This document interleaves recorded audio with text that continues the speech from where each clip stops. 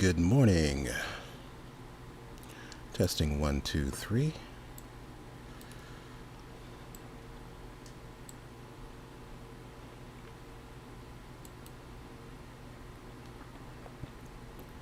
Hey, Darren.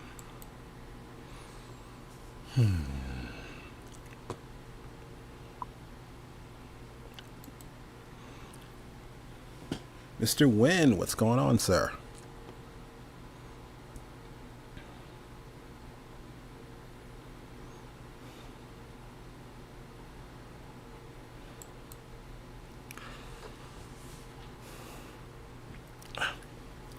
Hey, this is Tony Ross for the 2D Animation Virtual Summit.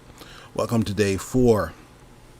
Got an interesting lineup today. Good morning, Howard. How you doing? So we have, starting off, we have Lindsey Noller, who is, I forgot what the technical name for it, but she's like a 2D rig specialist. And in case you haven't been able to tell, yes, still suffering a little bit from sinuses, a little bit there. So my voice is a little lower than normal. Hey, Tim, how's it going, man?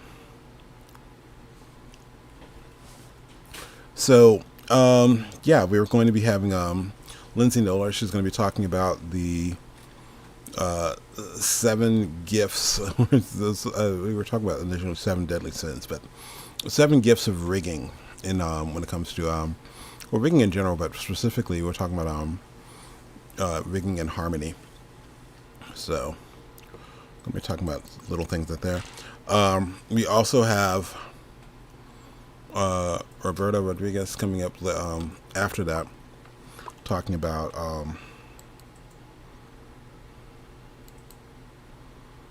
hey, Jay Bishop. We have Roberto Rodriguez talking about a couple of different things and how he actually worked in Korea on anime and stuff like that. So it's kind of cool. So, So I'll share something with you that I was playing around with. If you look at my screen, this is a play off of something I saw Q Bum Lee do a while ago, where he built out a mouth system, and in harmony, for every drawing layer you have, you can have every drawing layer actually has art layers that go with it. So there's like 4 different art layers. So literally there's overlay, line art, color art, and then underlay. So overlay, line art, color art, underlay. So what does that exactly mean? When you're putting together a mouth, what I did here was, if I go to the drawing section, so the overlay, there's the lip outline. The line art, there's teeth there. Color art, there's the tongue, and underlay is the back of the mouth. So just kind of playing around with that idea, and that way you can kind of move things around. And even me doing a little morph here and there.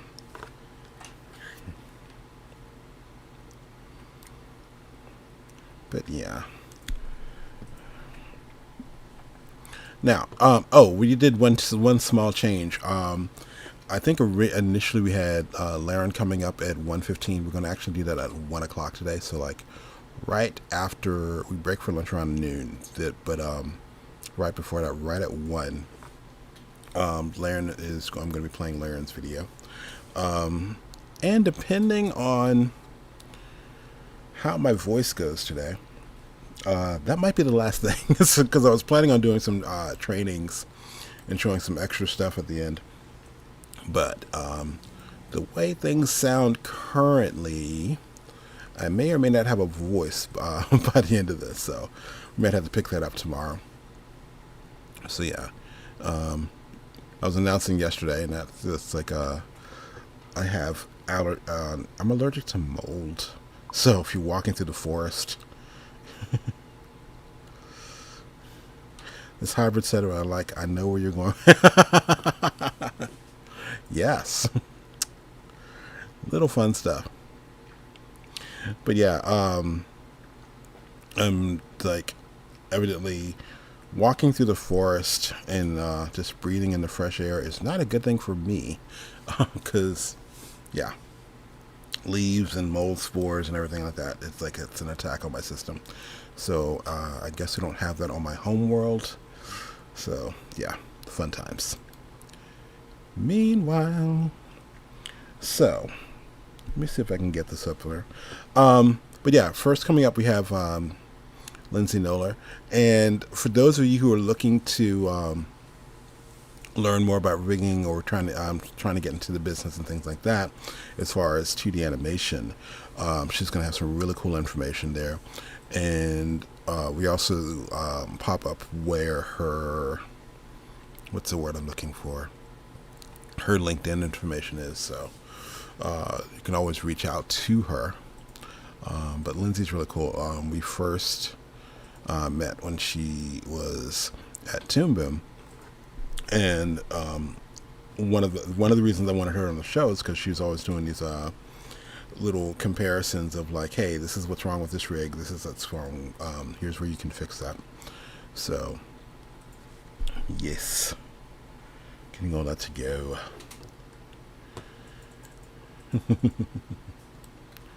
Raindrops and roses and whiskers on kittens. Yeah. This is when you record your voice for a living. There's little precautions you got to take, like always taking your allergy pills. And evidently, I skipped some. Yeah. So yeah, this is. I think I needed to go back in. I think when I was working on this, and I'll probably do this on the next break. I need to. I think I'm going to use a what's that thing called? I think I want to rebuild this. So technically, the inside of the mouth should go with here, and that way I can use a oh wow, totally forgot the name of that thing. But color selector? It's not the color selector. Yeah. But yeah. Meanwhile, all right. So let's get ready to start our first little video here. And again, if you're just joining us, we're going to be having I'm going to pulling up Lindsey Noller, and we're going to be talking about some rigging things in Harmony. And let's see. All right, let me go here. Choose a file.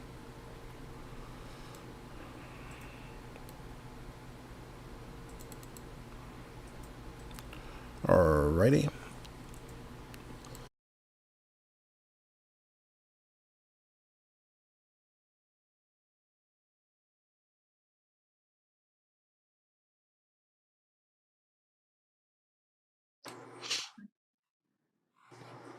Hey, this is Tony Ross for the 2D Animation Virtual Summit, and I am with my friend and colleague and fellow, I don't know, Toon Boom Harmony Wrangler Rigger, Miss Lindsey Noller. How are you doing? Oh, I'm doing well, Tony. Thank you. That was a very sweet intro. It's like it's true, and I was like, it's you're my go-to, and before I get into this, I'm going to put you on the spot for a second. I'll tell you in a second why you're here. But how about you, for the people who don't know who you are, tell everyone why you think I've invited you. Oh, I don't know. I guess we used to do some work together when I worked for Toon Boom, so that's how we met. Mm-hmm. And then I guess we've kind of continued to chat since then about rigging. So I assume it has to do with rigging. Yes. Maybe it's because I'm funny. I don't know. Well, yeah, there's that too. Yes. So, but the thing with Lindsay, and this is what I love. The yes, we did work together, but there was also a series of things that that Toon Boom was putting out when it's like people would submit their rigs to just hey, can you give a look at this? And Lindsay would go in and go like, okay, well, here's this. This is good. Okay, well, that's kind of odd. I'm going like, this is awesome because I'm going like, this is great. And so I'm teaching people how to build stuff out. And I'm like, I've got this simple stick person rig. Let me send this to Lindsay. What do you think? Does this look okay? Because it's like, I didn't want to necessarily do it on the show because it's like, I'm already teaching this stuff. And so Lindsay was like, yeah, that looks cool. The only thing is this is out of order. I was like, oh, cool. Let me switch that. So it was awesome. And what I was definitely reaching out to her because I wanted her to be on the show because I'm like, I wanted her like input because whereas rigging can be very, very simple, it can also be really complex. And so we're playing around with different things we could talk about. And I think what we landed on, I don't want to actually give away the title if you want to give the title. Oh, I still want it to be a little more Christmassy than the 7 Deadly Sins of Rigging. It's December. I know it's December. It's so close to Christmas. The 7 yes, gifts people sin during December as well. Rigging. The seven gifts of rigging. Okay, fine. I want to do the 7 deadly sins because it sounds cooler. It is cool. It is cool. I wish it was October. I'll rename it for October, but okay. Yeah.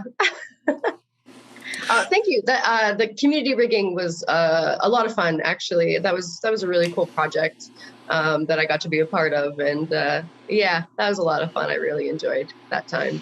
Coolness. All right. So, before we dive into that, I am curious if I could. I'm curious on. I mean, because you have used Harmony for a while. What's one of your favorite tools in Harmony? Oh, that's a good question. Actually, there's a little tool it's not really well known. When you go and use the line tool, when you go into tool preferences at the bottom, there's like a little hammer, and I think it's technically called the rebuild tool. Okay. But what it allows you to do is it allows you to draw, like you can go from line, like, you draw a line, you draw a line, you draw a line with your contour editor on or snap tool. You can snap your lines together, but when you turn that button off, what it does is it creates a solid shape. So instead of creating several individual lines, you're actually creating solid shapes. And so I find that very, very, very fast way to kind of redraw when you're rigging, when you're redrawing those shapes. The other tool that they just released for Harmony 20 was the auto curve. So yes. When you are mixing your lines, your rebuild plus your auto curves, you're just going in there. You're just flying. You're not even doing shortcuts anymore. It's just really fast. So I really like that rebuild tool. The auto curve is pretty cool as well. Mm-hmm. Okay, yeah, I didn't even know about the rebuild. Yeah, it's not really talked about. It was when I found it, it was like, oh my gosh, this is amazing. It creates for a simpler polyline tool, if that makes sense. It does, yes. Mm-hmm. And for those of you who are trying to figure out what the polyline tool is, everywhere else in the universe, I think we refer to it as the pen tool. So mm-hmm. it's like gotta love that. So it's like the polyline. What I wanted to know, looking up something. Actually, I do have one question. I'm not even sure if I sent you this. Where I think a lot of people always say, "Well, oh my God, this book changed my life. It just altered the way I think about things." And what animation did that for you? Whether you're talking about TV, feature, mm-hmm. whatever like. That is a good question. The one that probably changed my life was when I learned Coraline was stop motion. Mm-hmm. When I watched it originally, I thought it was 3D. Right. And so when I learned it was stop motion, that actually really changed my life. That was like one of those aha moments. Okay. And it set me in a completely different path than what I thought. Even though I don't work in stop motion, I have dabbled with it a little bit as like a hobby. But Mm. yeah, I think Coraline really opened me up to like, oh, there's other things. I think that was what was important about it. There was other things. And I think that's a really important thing to note. Oh, I like that. Mm-hmm. I'm trying to think which ones. There are a couple of pieces that I've seen that are stop motion like that. They're just like, what do you mean that's not in the computer? Or Mm-hmm. um, not again, not 2D, but have you seen Love, Death, and Robots? Mm-hmm. Yeah. Have you seen the second one? I don't know. The season or the episode? There's the second season. I think so, but I don't know if I've seen them all. There's one that's, I think it's called All Through the House. Oh, I don't know. Yeah, it's a Christmas theme one, sort of. Oh, I don't think I've seen that one. Okay, I'll have to so look for it. Netflix Love, Death, and Robots Part 2, and I think it's called All Through the House. So Okay. I can't tell you anything other than it has to do with Santa. maybe let's leave it at that. I wonder if I've seen it, and I can't remember. Because there's a massive spoiler that I'm trying not to do. Okay, but I will tell you this. It is stop motion, and then they went in and did the lip sync and the faces digitally, but everything else is stop motion. Oh, I'll probably have to look for it then. Yes. I don't think I've seen it. That's not ringing a bell. Yes, it's really awesome. But yeah, I was shocked when I found out that was stop motion. So my next question, what do you think one of the biggest misconceptions there is when people think about becoming an animator or a 2D animator? Ooh, I wonder if people think that it's easy a little bit. And I think that it can be easy. I think that the people that really, really love to draw, like there are definitely people that love to draw, love to redraw, love to sketch. I think that's a really important factor. I think animation is I think it's one of the best industries to get into, but it can be really hard if you don't love to draw. And maybe that's because I'm not so much of a drawer. I think that came as a shock to me, how much drawing was involved. Right. And now I just copy, and I love that. I'm as a rigger, I'm just copying. So I think that's why I took to it a little bit better. But I think, yeah, without that passion for drawing all the time and constantly, I think animation can be really challenging. Coolness. I started off as an illustration major. I did not continue it, and I am like I always get on students like, at least draw circles every day, which I don't think I've drawn circles in over a year. So it's like that whole thing is like, you realize when like, oh yeah, I do have to draw. So, so for me, I take the easier way out and just hire people that know how to draw. It's like, here's my ugly version, make it pretty. I like working with the designers, because the designers tell me what to copy or what to draw or redraw. Yes. So that I love, that I like. So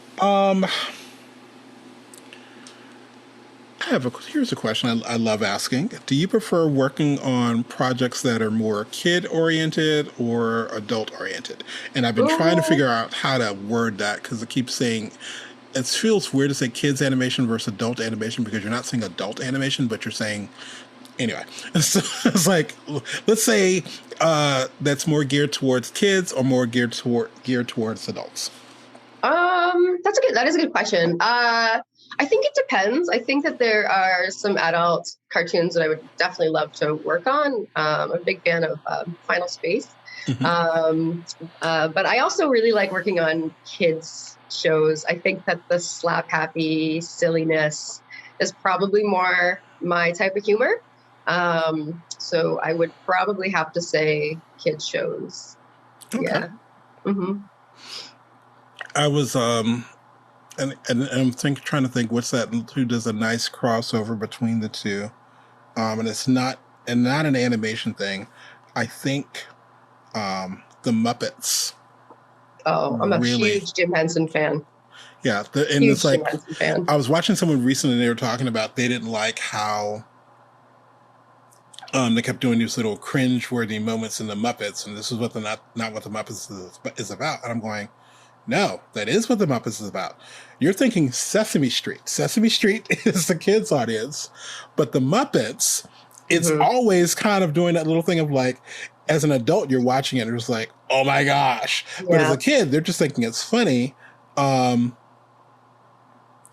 what was it? It I was like, think Jim Henson was a genius he on was. how he did that. The Muppets and Fraggle Rock Yes. was also one. It just he kind of he didn't cross the line of being inappropriate, but he Right. definitely got close to it, if that makes Yes, sense. Like he'll it does. allude to it. He'll allude to There's the line. this is something after his passing actually, and it was the first movie where there's a different Kermit, as it were. Was the Christmas Carol, Hmm. and Gonzo says he's talking to Rizzo, and he says, "I had that dream again." And Rizzo says, "You mean the one with the goat, the dwarf, and the peanut butter?" And it was just one of those. And you're listening to this like, sure, that's funny, but at the same time, you're going like, wow. Like, Yeah. but yeah, it's like this. Just I like where it doesn't have to be. I like the adult things, but it has to be. I don't know. It has to be. It's. I think a lot of times they're just trying to go, hey, can we get away with this? And like, not is it funny or is it enough? Like if you get it, you get it. We're moving on. So Hmm. okay. Let me see. Before we get to, I think I have one more before we get to our seven gifts. Seven gifts of Christmas, of seven rigging, gifts and, of rigging and Christmas. like what was it? Christmas Hana Kwanzaa. The seven the seven gifts from Christmas Hana was it Happy Christmas Hana Kwanzaa Christmas. It was a weird commercial that just like, and so we're not defending anyone in theory. So I am curious. Are your animation influences like classic or contemporary? Ooh, also a good question. I'm probably pretty old school. I've had to relearn how to do things like several times over, Mm-hmm. which was a good thing, I think. But I think that sometimes when I talk to people that are younger, they show me things like how to move faster as well, I guess. Mm-hmm. So I still think that I'm a little bit stuck in old ways, but that is where I learned. So Great. Okay, so let's talk about the seven gifts of uh, Christmas. Christmas Hana Kwanzaa. That's what you're gonna Christmas you're Hana gonna get it Kwanzaa. faster than I can. It's like I have to send you the commercial because they did this a while ago, but it's like Happy Christmas Hana Kwanzaa to you, and it's like there was like it was one of the telephone companies did this whole thing, and it was like you have everyone from all these different things and elves and people celebrating Kwanzaa and Christmas, Hanukkah. There was like everyone was there. It didn't matter if you're agnostic or it doesn't matter if you're a Jew. It's like it was the most brilliant campaign, and it's still stuck in my head. Anyway, so the seven gifts of whatever, Mm-hmm. whatever we're doing. Seven wintry gifts of rigging. What are Holiday we gifts. doing? Okay, seven gifts of rigging. I think that one of the most important things that you can do, and probably one of the easiest things, is to name your layers and your pegs properly. I think that this is one of those gifts that's going to keep on giving. Because if you don't do that and you go back later and you kind of build a whole network based on bad naming properties, if you want to go change it, it takes a lot longer to go in and change them kind of after the fact. So if it's one of those things that you could just do at the beginning, I think that's a really nice gift to yourself. And animators that work from the timeline, they have to go in there and find things. So if you are naming things, arm -p -p -p, you don't actually know where you are in that in that hierarchy, I guess. Okay. So that's probably one of my biggest things. And then the second gift would be keeping your node view clean. Have an organized node view. I think that's a really big gift to yourself, especially when you're first starting to learn how to rig or get into that node view. It's super common, and this was something actually that came up a lot on the community rig review, was that node views were really squished. And I understand where that's coming from, because I find that you want to be able to see what everything is doing, and with all those connections, you're kind of reaching outside of the screen, so you don't really know what those connections are doing. So people tend to rig like this. And so if you actually take that network and you just kind of spread it out, you keep your drawings horizontal, you keep your pegs over top of your drawings, and then all your little, I call them engines. So all the little pieces that connect into your drawings to help you do the rigging itself, like cutters, auto patches, layer filters, whatever. Keep those kind of vertical. So you kind of keep that a vertical organization as well.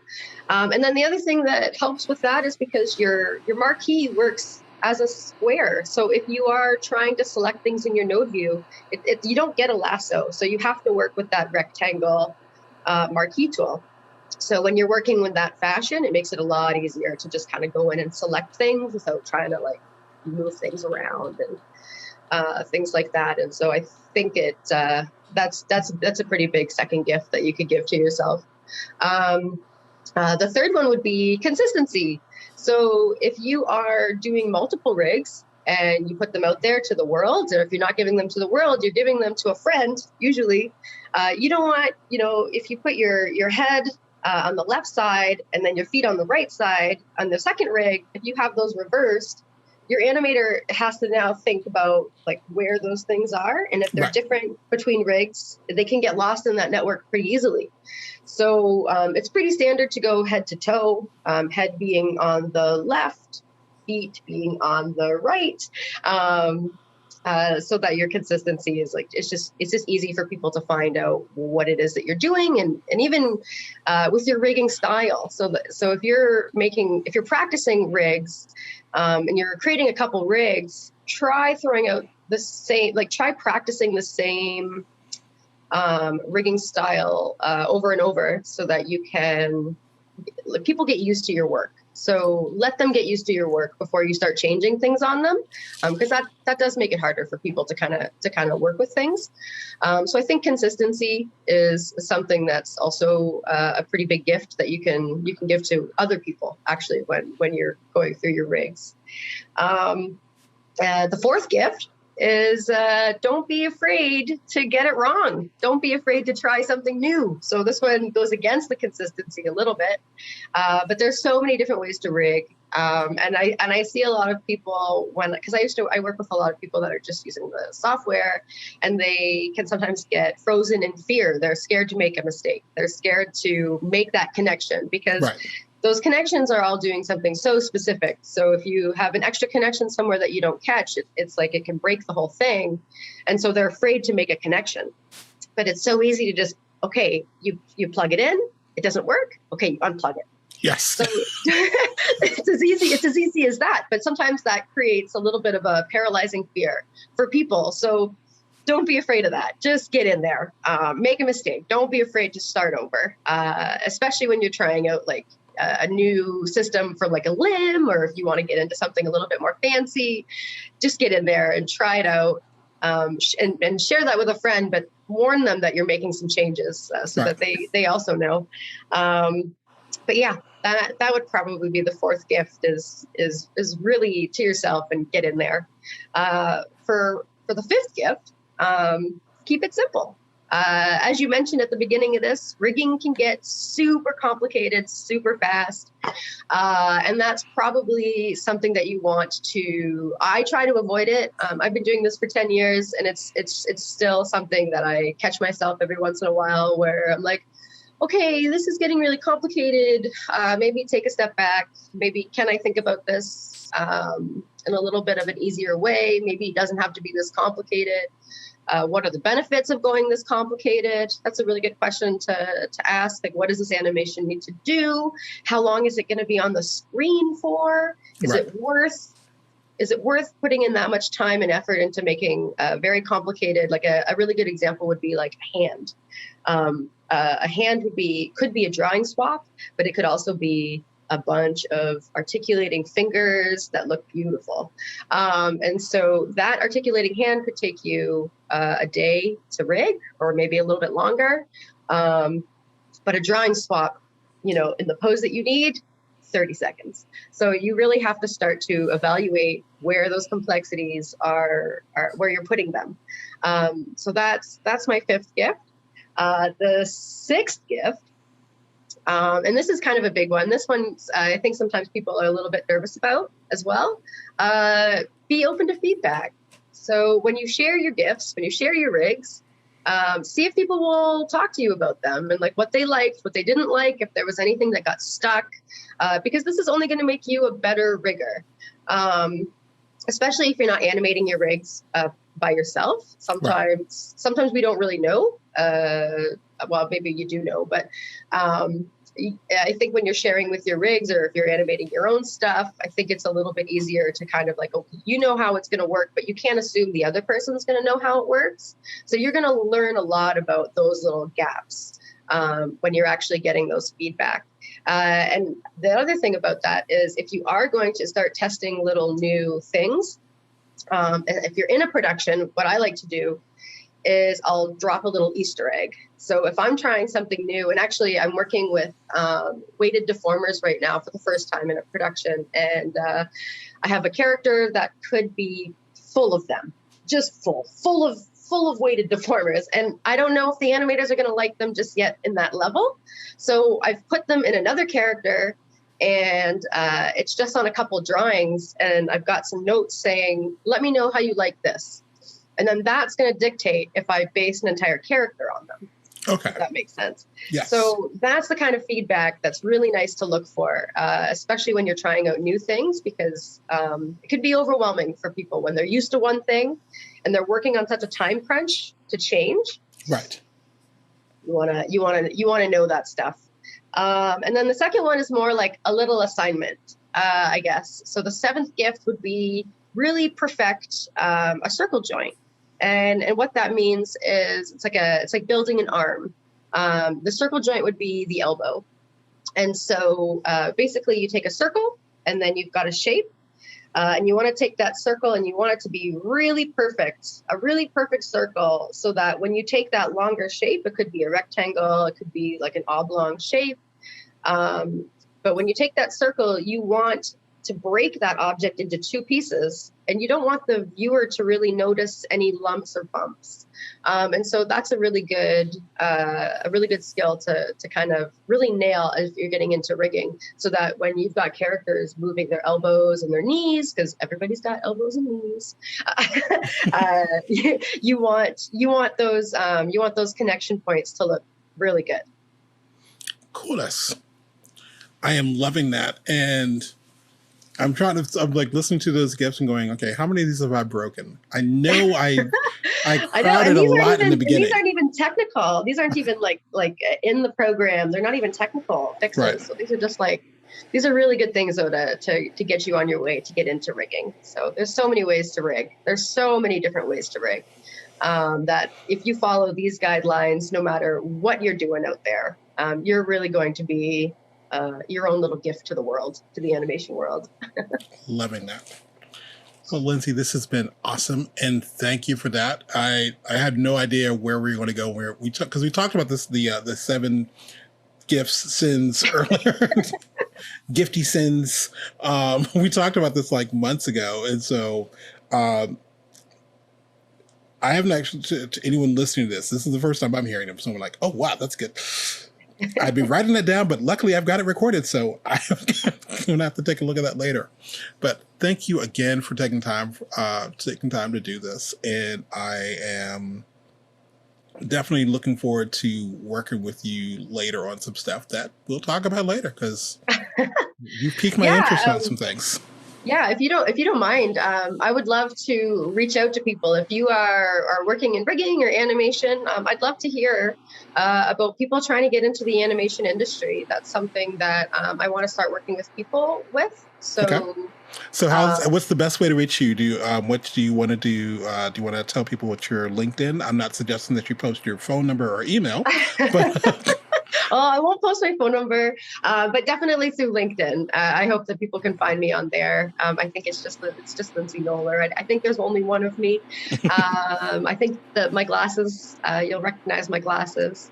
But yeah, I'd like to reach out and connect with people trying to get into the animation industry. So that would be really nice if you could shoot me a message.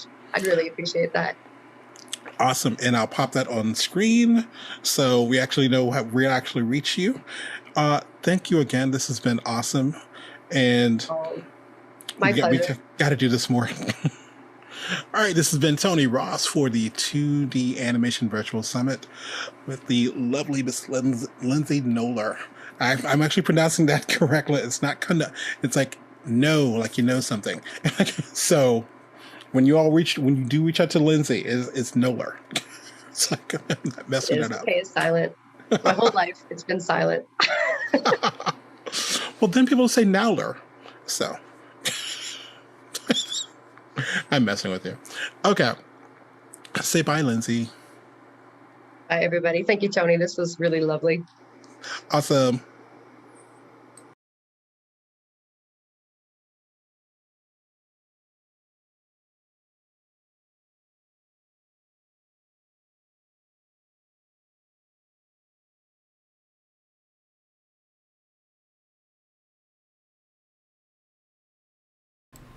Alrighty, so we are back. So I will show you a couple of things because some of the things Lindsay was talking about and tripped me out because I didn't know this existed either.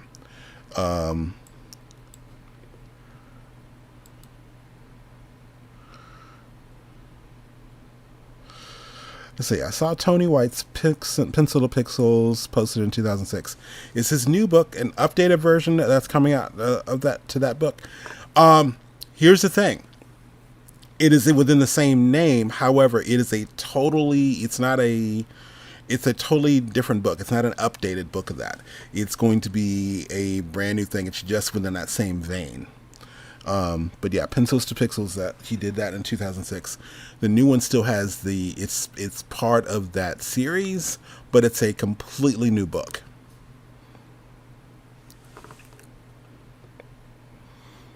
All right. Let's see. So I want to share something with you really quick, if I can do this.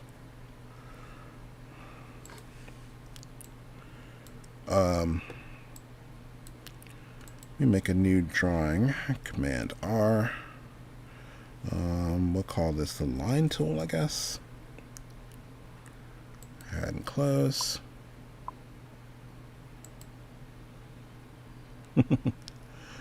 Hey, Skip Wing.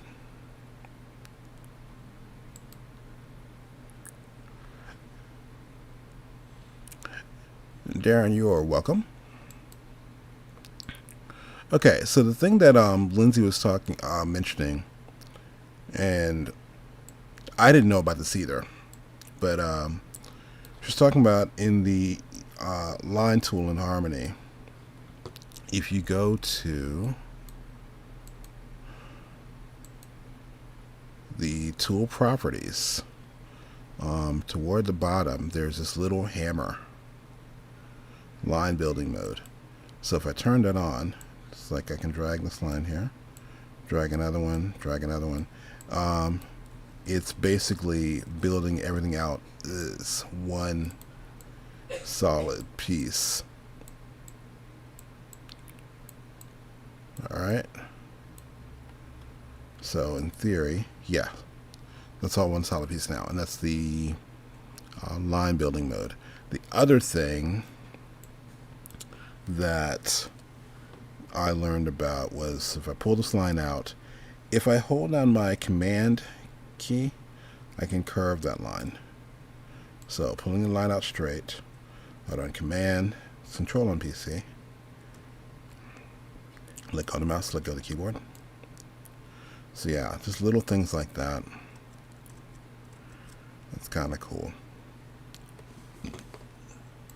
So yeah.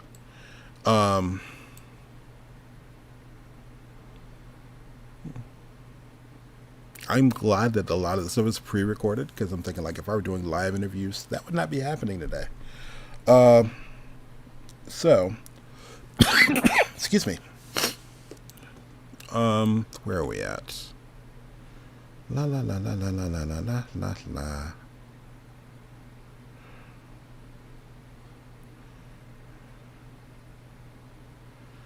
Let's see. Going to bring in another video, I think.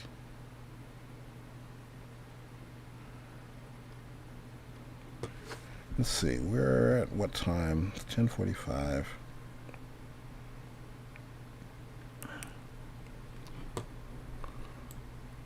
Trying to not run anything early. Oh yeah, what was I playing with?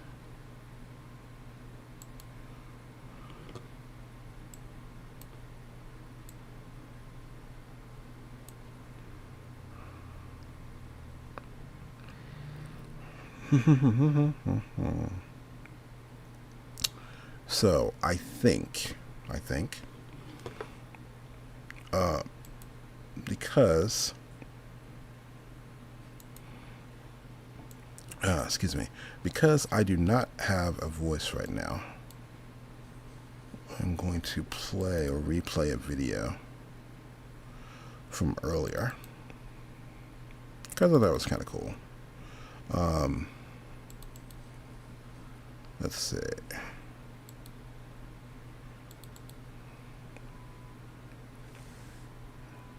Give me 1 second here.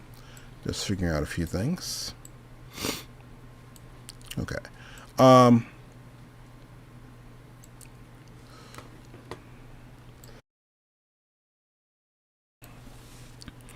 Okay. So, yeah. My being under weather, you'll take this as your treat.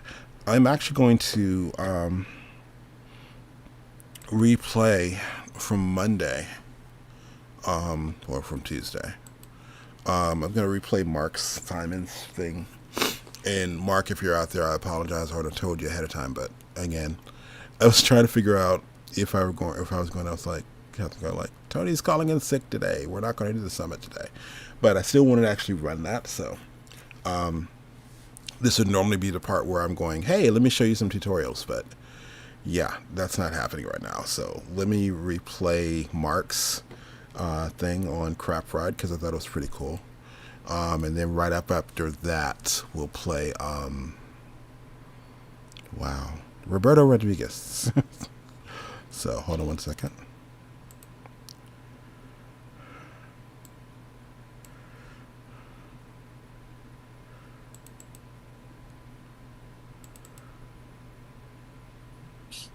Hey, this is Tony Ross for the 2D Animation Virtual Summit, and I am with my good friend, compadre, brother, I don't know, confidant, Mr. Mark Simon, godfather of storyboarding. What's up, dude? Hey, top of the morning to you, Tony. Always great to hang with you. Excellent, sir. The studio looks awesome as always. I want to get back out there when things get a little less crazy. Yeah, you got to draw your Angry Berry on my bathroom wall with all the other cartoons. Okay, I like that idea. Cool. So I am privileged, and evidently we're all privileged. Mark is going to be sharing something with us, talking about freelancing and stuff. But before we get there, dude, what have you been up to? What's been going on? Well, it's been absolutely crazy. I mean, since the COVID shutdown reopened up, the amount of productions that have been overlapping each other has been insane. So I've been every week, it's been about 4 different major productions that I've been on at the same time. Oh, wow. I've got other artists helping me. So the studio has been busier than I've ever been. So everything from Fear the Walking Dead and A Walking Dead World Beyond to Stranger Things and various versions of that to the new Dexter series. I boarded all of that to the new superhero series, Naomi, to the Vampire Academy. We're doing a series in Spain, live action series based on that. The movie just premiered today on Disney Plus called Under Wraps that I storyboarded. I've been working on the biopic of George Foreman, and it's great because I even have a connection to George. So it's just been a crazy amount of work and all so much fun. Very cool. You stay crazy busy, and I don't know. It's like I just picture you like doing shots of wheatgrass and yoga first thing in the morning. So just to keep up with it all. A glass of orange juice, and I'm good to go. No caffeine, baby. Dude, that is awesome. And I aspire to get there to that point. I'm not there yet. Oh, you're doing great, man. Coolness. Well, let me go ahead and see if I can pin you up here. So what I want to do is kind of bug you with something that's been bugging me. Okay. Over the years, I've had an on again, off again, love-hate relationship with freelancing and working with clients, deciding not to work with clients, and what do you do with the money, and what about the taxes? Why is this there? S-Corp, all this craziness. Right. So I wanted to invite a couple of people that I know that seem like they've got like old hat, and how are they pulling that off? So, dude, what's your secret? Tell me how to do freelancing. Well, as far as the billing and taxes, I've got a thing we'll get into in a second on how to be successful as a freelancer. Fun little thing that I created just for this. But as far as money and taxes, it kind of depends on how you're freelancing, because in a lot of production, they actually prefer you to be an actual employee of the production. So you would fill out a W-2, and then you when you fill out your forms, you have them take out all the taxes enough so that at the end of the year, hopefully you've balanced it just right where you don't owe anything, but you're not getting anything back either. You don't want to get a big check next year for tax that were taken out, because that just means that too much money was taken out and you weren't able to use it during the year. So that's where you talk to your accountant and try to figure out, all right, if I'm making this much, how many how should I set up my start form so that the right amount of taxes are taken out? Okay. So that's one thing. I actually have a little bit extra taken out of mine because I also have a subchapter S corporation. So when I'm dealing with clients that are not union or specific things that I don't want to be 1099, which you're taxed at a different rate, and you can't. As 1099 income, you're limited on what you can write off as far as expenses. But corporations can write off a lot more. So if I'm not acting as an employee, I bill out through my corporation. Okay. And subchapter, there's two different types of corporations, really three. There's LLC, limited liability company, which is the cheapest and easiest to do. There's subchapter S, which gives you more protection. Still only costs like $50 a year and not a whole lot of paperwork.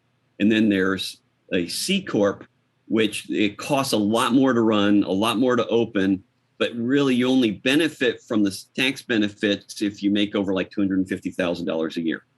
So, but it's a lot more paperwork. So you generally need someone else to help you keep that up. So I decided to do the subchapter S and mix that with my W-2. And subchapter S, at the end of the year, the profit from the company rolls into your personal. So the corporate subchapter S does not pay tax itself. You as the owner pay the taxes. That's why I have my W-2 income take out extra taxes to make up for the other tax I'm going to owe from my rollover income from my subchapter S. Okay. I'm liking that.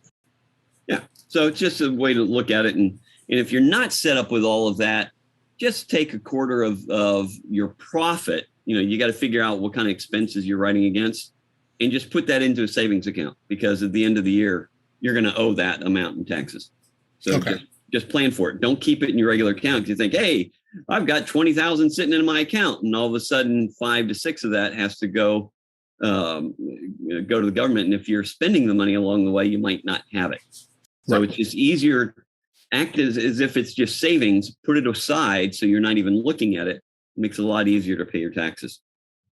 I'm loving the sound of that. That's definitely stuff I have to make some moves toward. So it's like as of yesterday. Awesome. So you mentioned, so you've done something special for today, and so what do you got for us? Yeah.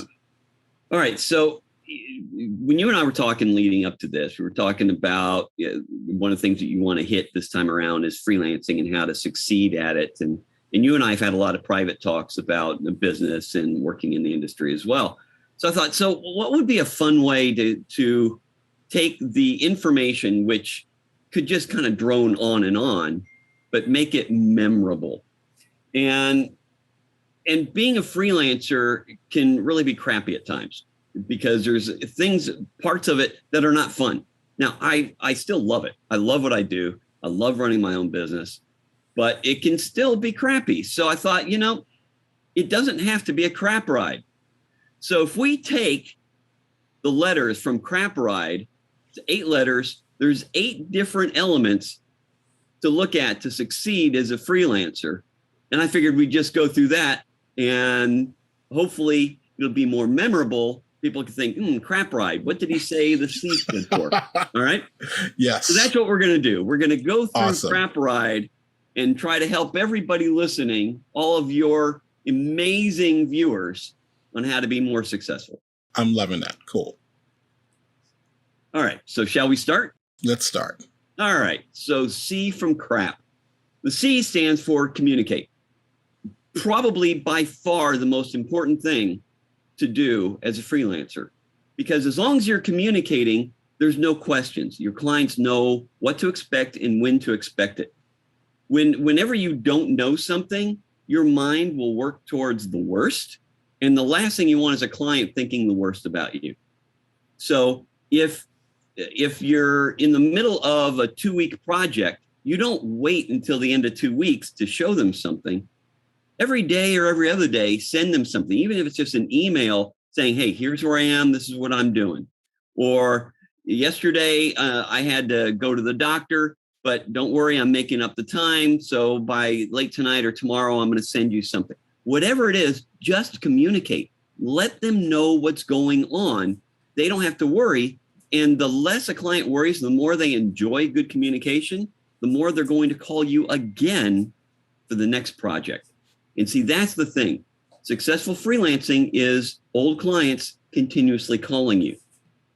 You make more money from existing clients than you do from finding new clients.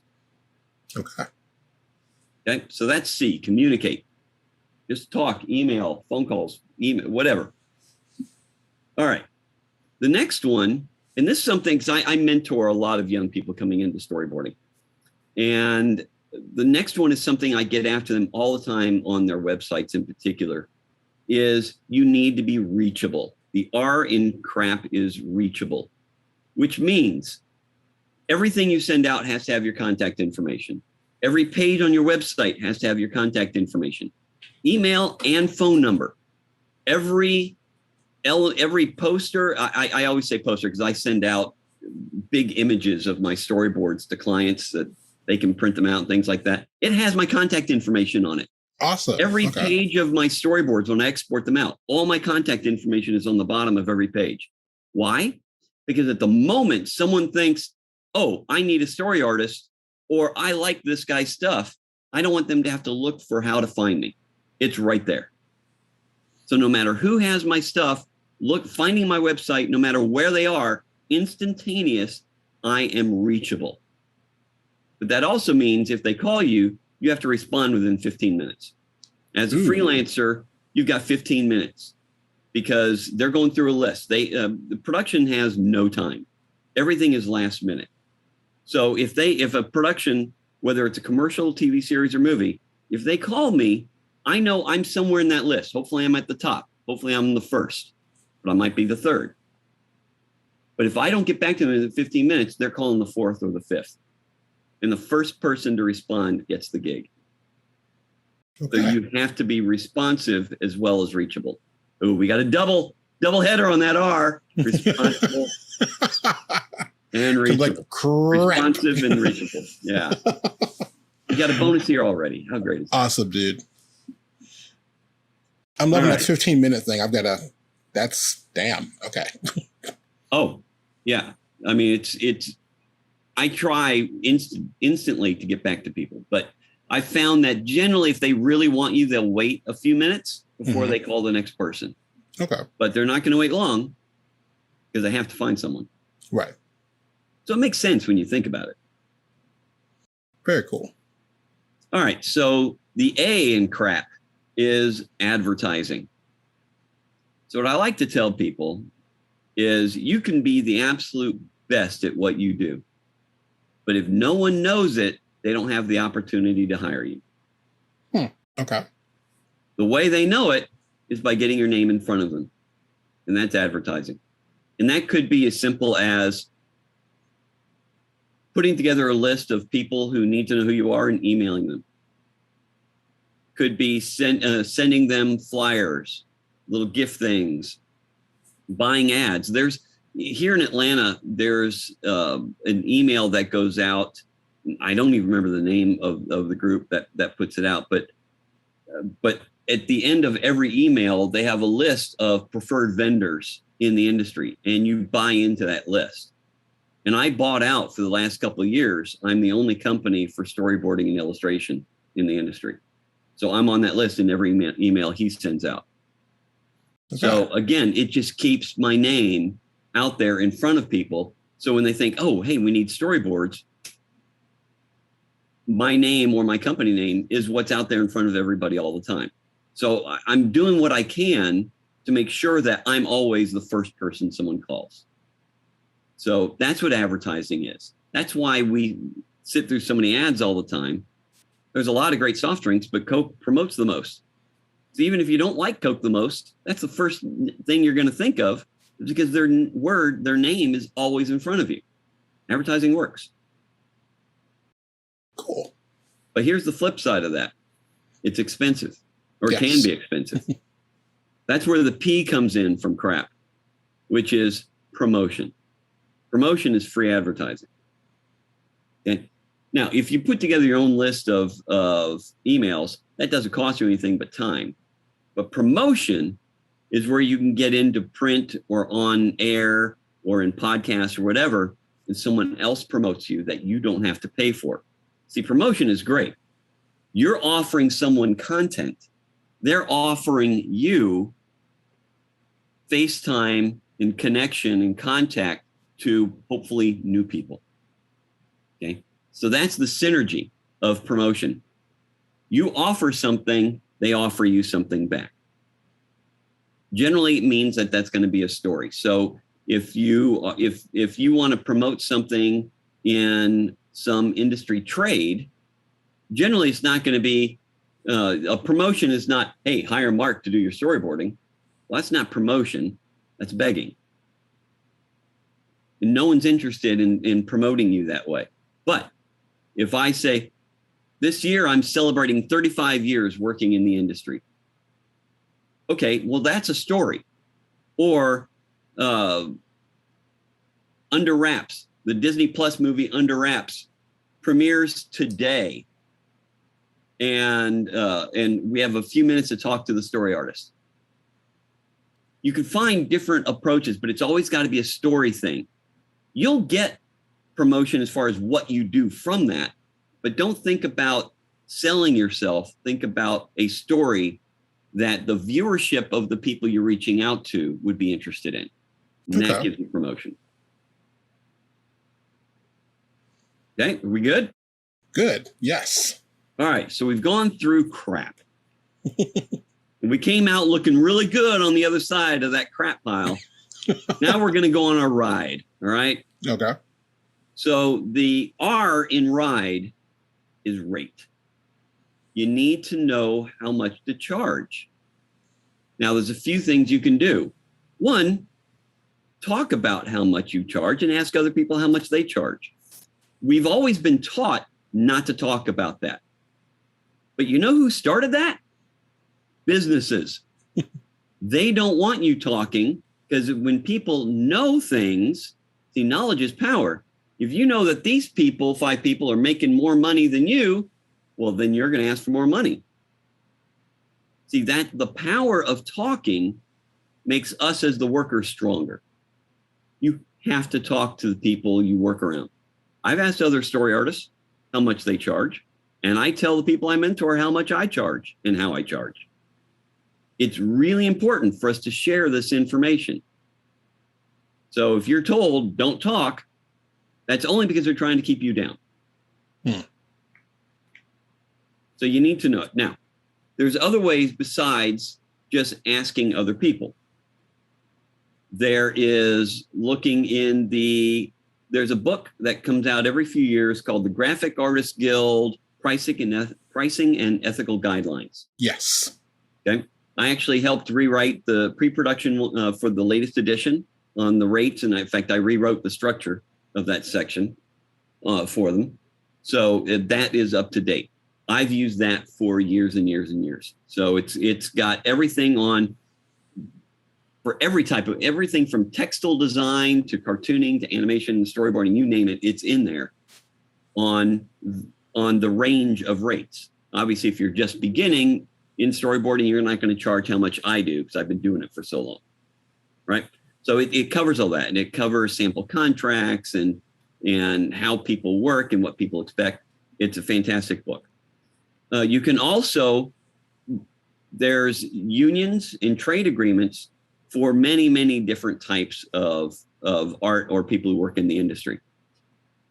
So to at least know what the unions charge, their agreements are online for free. You don't have to be part of a union to download their PDF of their agreement and their rate structure.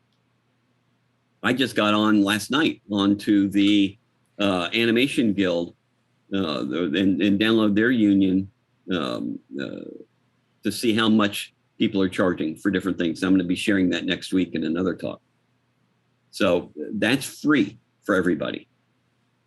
And then one of the things that I do, because obviously I'm at the top end of all of that just because I've been doing this so long, is I keep raising my rate until people balk.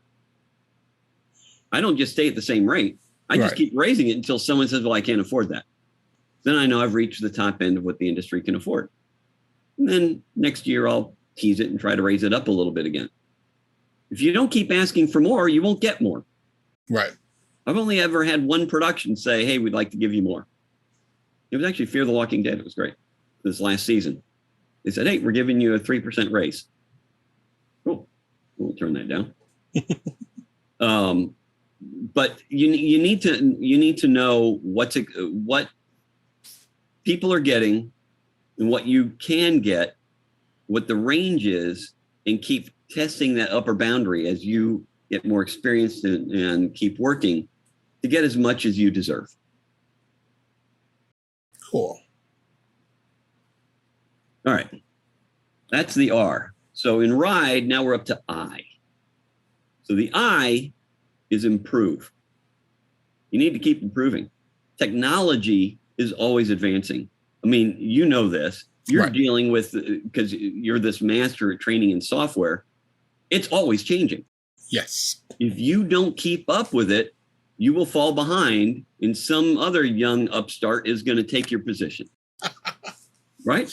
Yeah. I was telling, interrupting for a second, I would always tell when I was teaching college, I was like, yeah, you guys aren't studying the software. Meanwhile, these elementary school kids who have been raised with the internet are going to be your boss. Like, period. Like, just, you got to keep up with everything.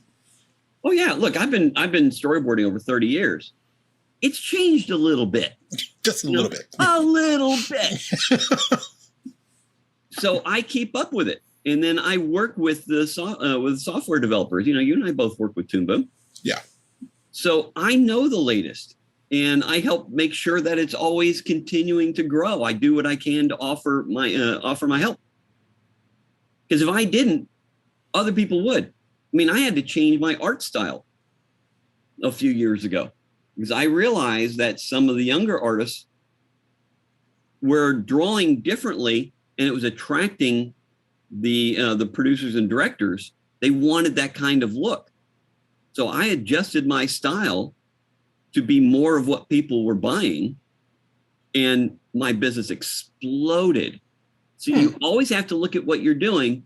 Is there something you could be doing better, something you could be improving, the latest software that's going to be beneficial for you to work with? Don't just hold on to something because you've been doing it. That no one cares except you, right? We have to keep up. I don't want to just keep up. I want to be ahead of the game. I want everyone else following me because I want to be that first phone call every time someone needs it. And it takes work. I'm not saying this stuff is easy. I work my ass off to get where I am and to stay as busy as I am. But that's why I'm busy. It's because everything we're talking about, I do. And you know this. You and I talk about this all the time. I don't just sit back on my laurels. Like, what else can I do? How can I get in front of new people? What's the latest out there? How can I improve what I'm doing? Oh, that's a cool thing. Will that benefit me?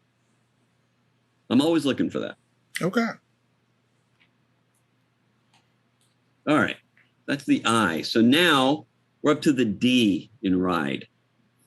And this, I cannot overemphasize how important delivery is. Delivery is our D, because delivery is the last thing that clients are going to remember about you. If your delivery is great, they have a good memory, almost no matter what happened leading up to it. Okay. In other words, if you deliver late, they're not going to have a good memory of you. You have to deliver on time or early. You have to deliver professionally and without an attitude. The last thing they see or hear of you needs to be good, because you want them calling you back. As I mentioned earlier, you make more money from returning clients because you don't have to expend any effort or money to find them.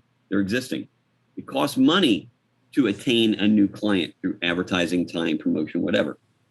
Existing clients just means you kept them happy and they call you again with no effort on your own. Okay. So one of the things I talk about with delivery, and I learned this from Star Trek, it's the Star Trek mode of delivery. It works every time. This is amazing. So obviously you've watched Star Trek. Just a little bit, yeah. Just a little bit, right? You remember Scotty? Yeah. Right?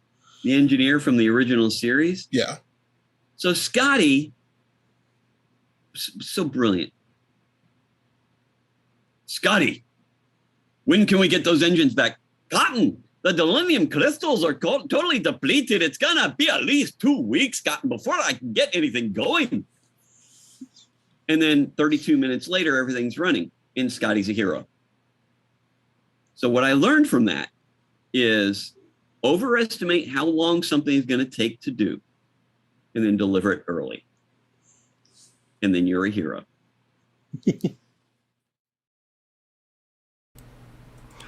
Alrighty. So if you're just joining us and you're confused because, hey, Mark wasn't on the schedule today, Tony is a little under the weather, so...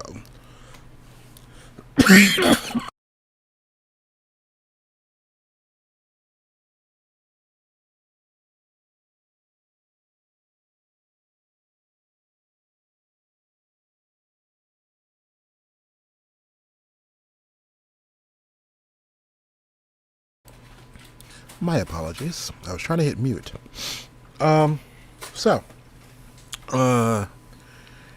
Next up, we have Roberto Rodriguez. And we had a ball because Roberto's like, he is crazy in a good way. So let me go ahead and pull that video up.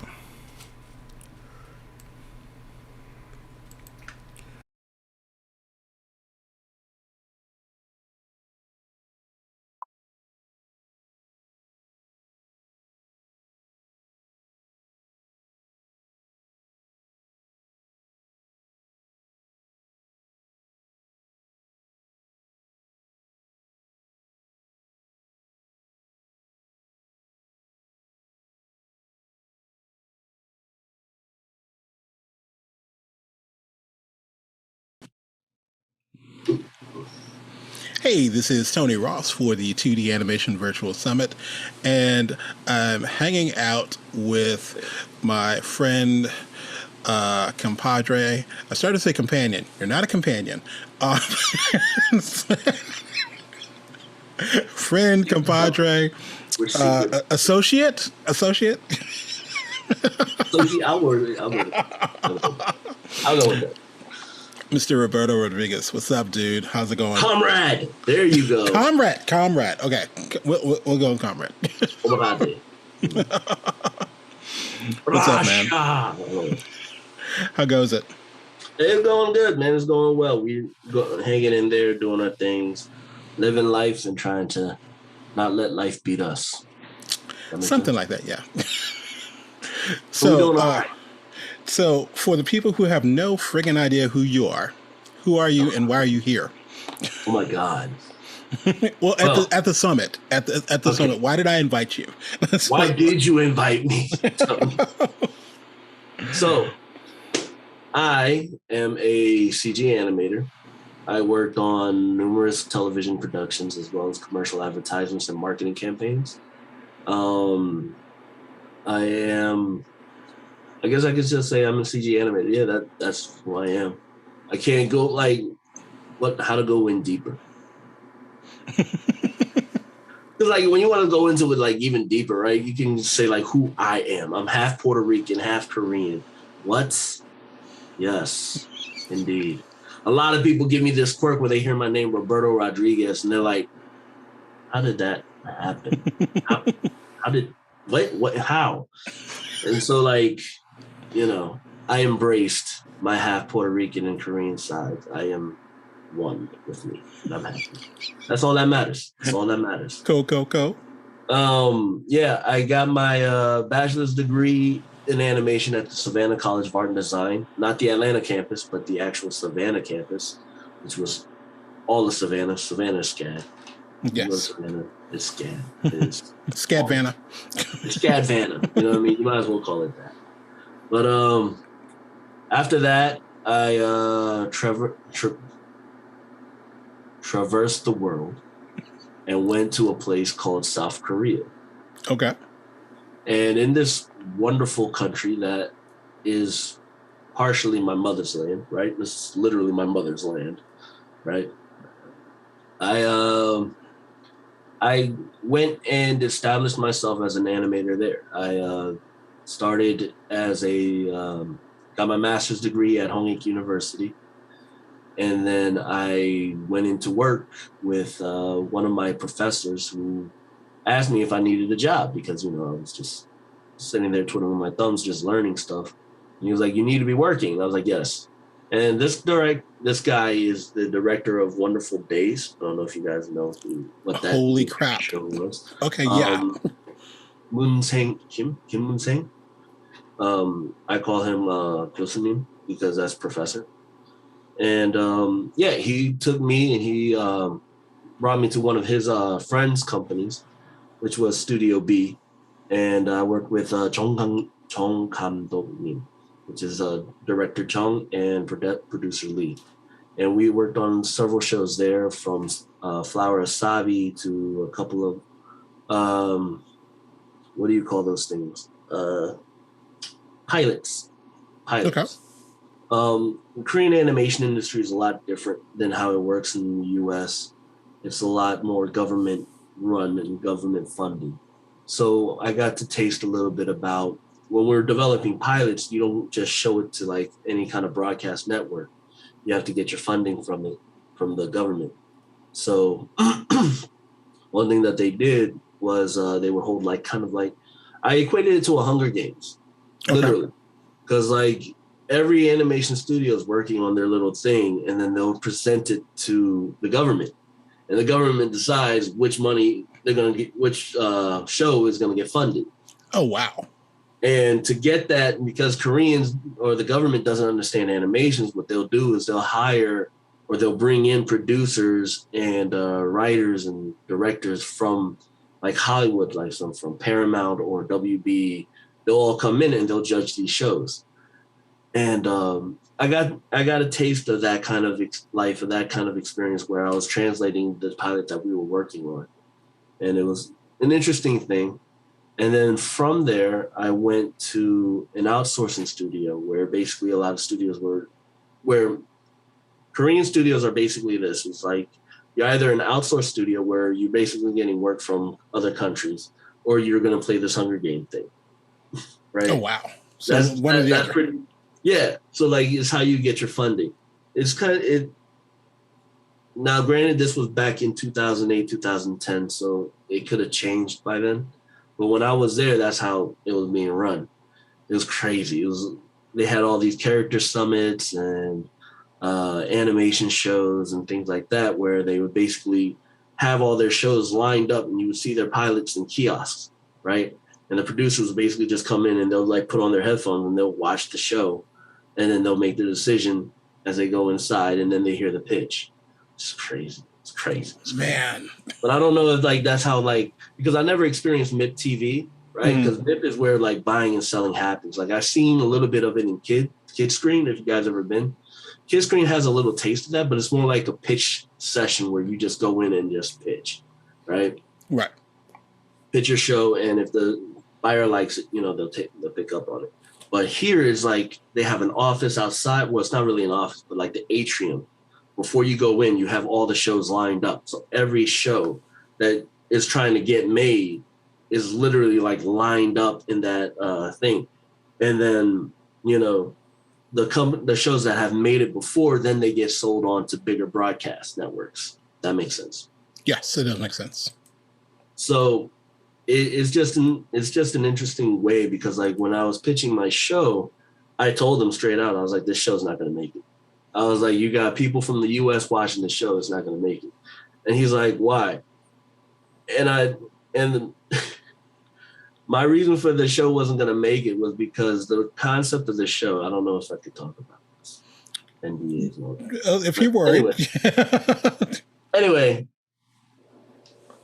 the concept of the show was basically a little... That would be a story just for us. But okay.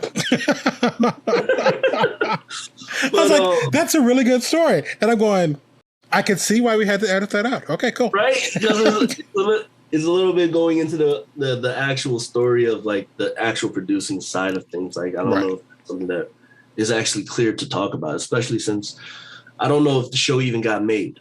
But yeah, understandably, the show got dropped by the government, and the studio basically floundered, right? So when that studio started to flounder, like when you don't get your money, like from the government, when they're like, if you fail that pilot, then you're basically struggling, right? You're going to be working without money for months. So that's what was happening. When that thing dropped and when we failed, that company had to start doing outsource work. And the thing is, they picked up work from JM Animation when we were starting to do, they needed animation work for G.I. Joe. Okay. The Renegades. G.I. Joe Renegades. I think that's what the show is. So that's when I got my first taste in working on American shows. And then I wasn't getting paid for like months on end. And I'm asking my mom for money. And she's like, aren't you working? And I was like, yeah. And she's like, but you're not getting paid. And I was like, no. And she's like, how is that possible that you're working and you're not getting paid? And I was like, well, the studio's going under. She's like, that's not your fucking problem. Excuse my language. She's like, that's not your problem. Right? She's like, go find other work, because I'm not trying to send you money every freaking month just to keep you afloat when you're quote unquote working. Right. Right. So I spoke with, I was telling a friend of mine, her name was Deborah. She's a really cool person. Deborah Anderson. She runs Black Women Animator. You guys want to know that thing, follow her. Definitely follow her. She's really cool with it. But I spoke with her about what was going on in my studio. And she was like, dude, come to mine. And I was like, I could just walk over there. And she was like, come with me. We're going to go set up the interview. Call this person, and you're in. And And I was like, well, what do you guys do there? She's like, I work on Family Guy. I was like, word? I was like, Family Guy is made in Korea? And she's like, yeah, it's made in Korea. So I was like, well, shit, I'm over there then. So I go over there. I speak with Young Che Young, who's she's now what do you call it? I forget all these Korean titles. I'm losing my Korean, man. It's been a while. But 전무님. Yeah, that sounds about right. 전무님. And I don't know the English title for that. But I spoke with her. I met with Stephen Yoon, who is the president of Digital Emation. And they basically run a lot of the shows that are made here in the US. Like if you watched the DC shows, Batman Brave and the Bold, Ultimate Spider-Man, Venture Brothers, Scooby-Doo, a lot of the actual straight-to-DVD movies that are made in the US are actually made and produced in Korea. They're brought over here. So I worked on a number of those films. Worked on Gravity Falls, was the first season of that, which drove my sister insane when she heard. Yeah, because like I didn't know what the show was at the time. Right. I didn't know. Like it just comes to my desk and I'm like, all right, follow the storyboard, follow the X sheet. I don't know if any of the kids know what X sheets are. X sheets are awesome, and if you don't know what X sheets are, Google it. X sheet animation. What is? What is X sheet? So, I mean, honest to God, if 2D animation, like to go to one of your questions that you had asked earlier about what 2D animation needs, they need the X sheets back. You think so? Yeah. And the reason for that is because the X sheets have like, especially when you watch shows like Family Guy, American Dad, a lot of the Fox shows, or formerly Fox shows, now Disney shows. I see what you did there. Yeah. But they are still done with X sheets, every single one of them. And the reason for that is because it has to be clear, right? You're talking with a country that isn't English native, right? Okay. So you want to, like, even the storyboards are extremely tight. Like, you can go through a storyboard and it's literally looking like an animatic. Like, you just go through the animatic, you're watching the show. I don't know if I'm supposed to be talking about this. No, I mean, and I think, because I've noticed that even in some of the 3D things, like if you look at what is it, The Incredibles, a lot of it looks like a freaking little animation on its own. That's just the animatic. Right.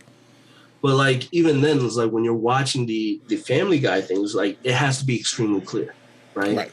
They want that idea because if they're gonna ask you what's happening in the scene, you're living in America or in the west side of the US, they're in South Korea, there's a huge time difference. You know what I mean? You can't just pick up and call them, right? You have to wait a day or two for translations and stuff like that. So, and even then, those things are translated by a marketing team in Korea. So everything has to be concise. So what the X sheets do is they make everything crystal clear, right? If you're not really sure what the pose looks like, that's one thing. But if you want to know what the action is from one pose to the next, you're going to have that X sheet there for reference. And that's what makes things so good about working in Korea. Like everything's just so it's clear and defined. It's hard and it's very intense. I would say soul draining at times because like your burnout happens really fast. Like you're juggling 6-7 shows. You have to knock out 60 to 70 scenes a week. Not even. Maybe on average, I was knocking out maybe 100, 120 scenes a week. And they're not long scenes. Like when I'm saying scenes, I'm not making them seem like absolute long dramatic scenes. These are like quick short shots that are like maybe 80 frames is like the average longest, right? Okay. So it's not really that long because again, these are the CG scenes. These are the CG parts. They're not super long, but there's a lot. That makes sense. Yes. But going through all of that, just building that kind of speed up is just working in that kind of intensity. Like you get burnt out really fast. And then I just come home and I'm like, all right, watch TV to just like drain just whatever. drain whatever batteries left. I'm not even drawing or doing anything else. Then I go to bed, fall asleep, wake up, do it again.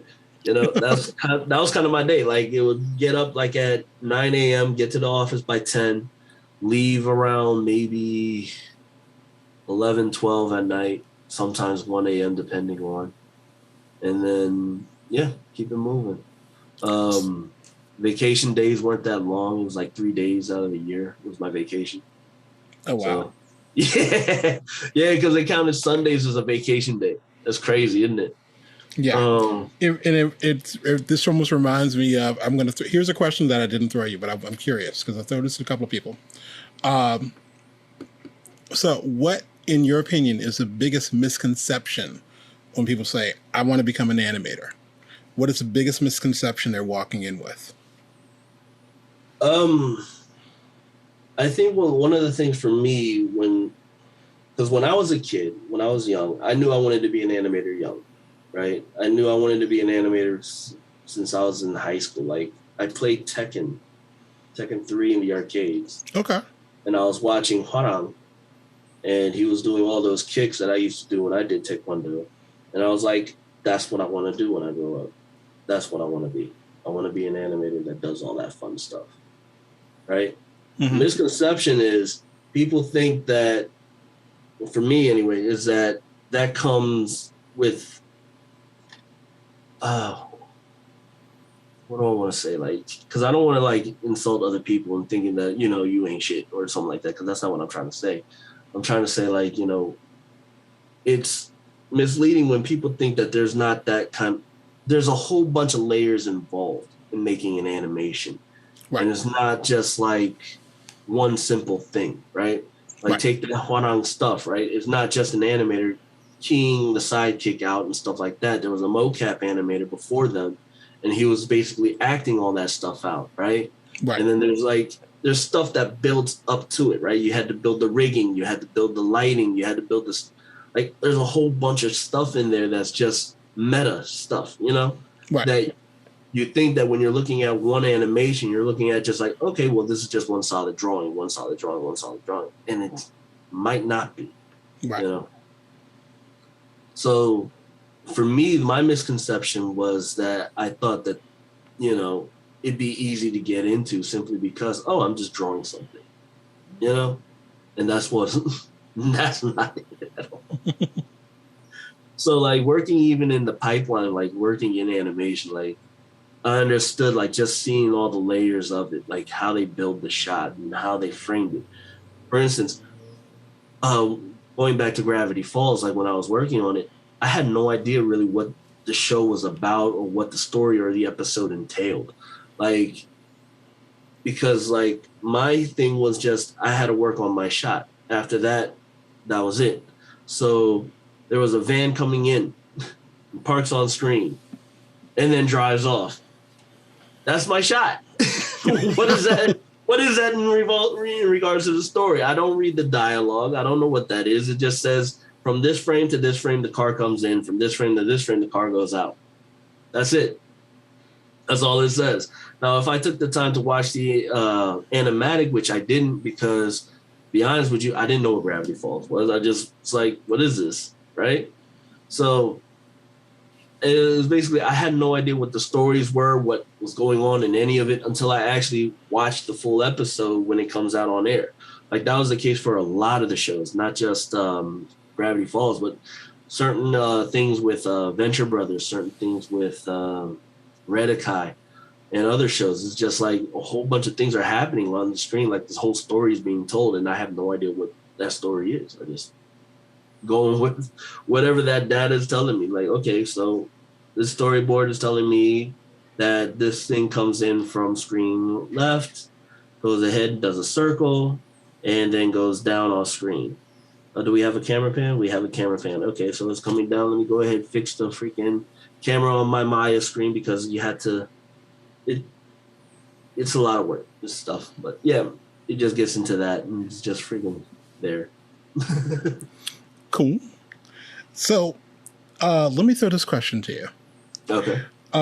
Everyone always talks about what book like I read this and it changed my life, like totally messed me up, or totally like I thought a new way and everything was so clear. Let me ask, what animation did that for you? And we're talking whether it's hell, it could even be a commercial. Are you talking about a series or a movie? But what animation did that for you? Well, I think I answered that before. I was saying like what changed my life, because I was going to be a vet before then. But when I started playing Tekken, that kind of changed everything for me. Okay. So there's that. In terms of animation, like animated movies or so, I would say maybe just being around it. I didn't just going back and thinking about like my grandpa Fred, right? He had a wall of Disney, I guess you could call it, right? Where he had all the old VHS, DVD, or not DVD, VHSs of, those thick cases. Yes, right? The clamshells, yes. The things that Disney used to have their movies in, those big, thick mother freaking boxes. He had a whole wall of that.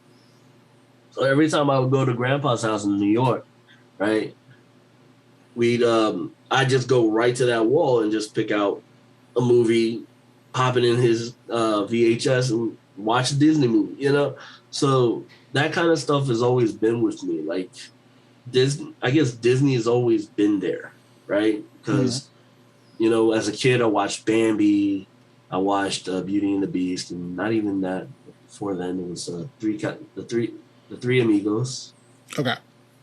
Or was it Caballeros? When it was like Donald. I think it's the Caballeros, because the Amigos is a live action one. Right? The Caballeros was like it was Donald, some freaking, what is it, parrot? Yeah, parakeet or something. Parrot. The Brazilian parrot, and then there was like another one. I forget. I don't know. Like right now, my mind is just kind of going around. But it was like a whole bunch of other movies, like freaking Basil, The Great Mouse Detective. Right? Those were some of my favorite ones. Like The Lion King, I think, was probably the best one, because that's the one that stayed with me the most. And then, like in movie theaters, like I made my dad go take me to The Lion King like 8-9 times. Like my dad learned the movie, he didn't even want to. You know what I mean? Like bless that man's heart. It's like every time I saw my dad, I was like, let's go to watch a movie. And my dad was like, which one? I was like, the one. You know what I mean? I haven't even watched Avengers that many times in the theaters. It came close. I watched Avengers 5 times. Okay.